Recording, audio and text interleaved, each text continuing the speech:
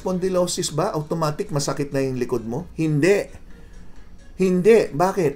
Kung may lumbar spondylosis ka pero wala pa namang naiipit na mga ugat, okay, yung muscle nyo hindi naman nagkaroon ng spasm o paninigas, walang problema.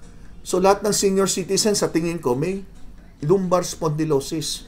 Pero yung iba wala pang nararamdaman. Huwag nyong intayin. Ganon din naman yung osteoporosis, walang naramdaman. Pero sa pagtanda nyo, pag kayo'y nadulas, nabalian, doon nyo lang malalaman na may osteoporosis ka pala kasi ang tagal gumaling. O kaya hindi na gumaling yung inyong fracture. Yan. So at least may idea po kayo. So, ano mga dapat yung malaman pagdating sa lumbar spondylosis? Itong papaliwanag ko yung dapat malaman ng pasyente. Okay? Ano bang pwedeng maramdaman kung talagang malala na o kaya may naapektuhan na? Ito na po. So, ano mga pwedeng dahilan para